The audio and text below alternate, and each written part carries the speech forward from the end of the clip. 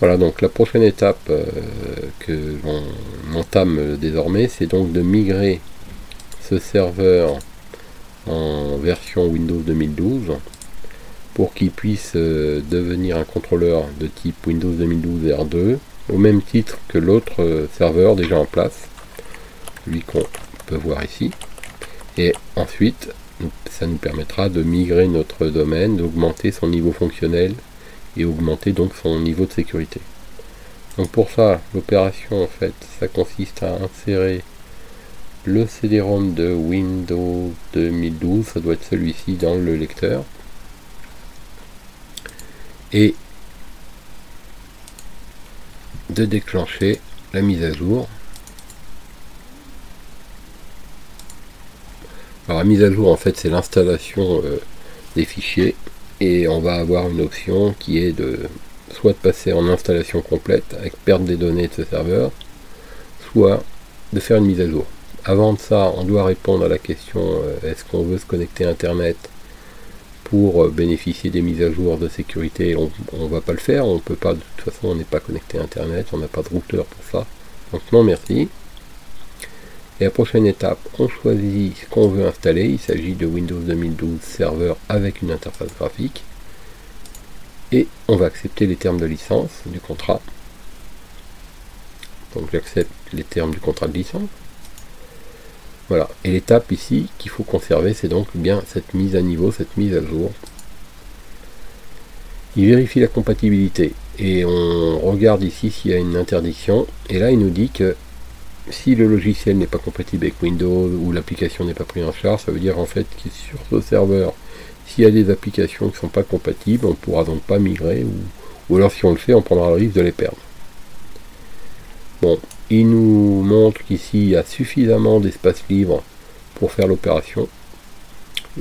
Pour faire cette opération de migration, il a besoin d'un peu d'espace libre pour transférer temporairement les données avant de les migrer.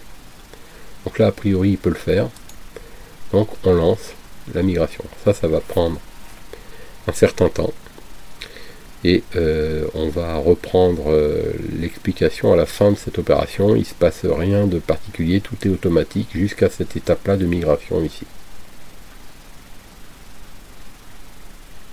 Donc voilà, ça commence à copier, à collecter les données. Et une fois que ce sera fait, il va installer les fichiers, installer les fonctionnalités et les mettre à jour. Et ensuite on va avoir la migration des fichiers qu'il aura copiés là ici lors de la collecte pour les remettre en place sur le format Windows 2012. Alors cette opération, elle peut prendre un peu de temps aussi, ça dépend de ce qui est installé sur ce serveur. Ici on voit que ça va relativement vite, ce qui est assez peu de choses. Voilà, donc on va laisser cette opération se terminer, et on va reprendre juste à la fin de l'installation de cette migration, mais on aura presque terminé notre opération. On pourra juste vérifier que ça fonctionne et qu'on peut toujours travailler. Alors dans l'intervalle, ici, ce que je peux faire aussi, pour laisser les choses se faire, oups, attention de ne pas quitter, c'est de me connecter à nouveau avec la station cliente, pour vérifier qu'un poste client peut toujours aller librement vers le serveur, donc sans perte d'accès,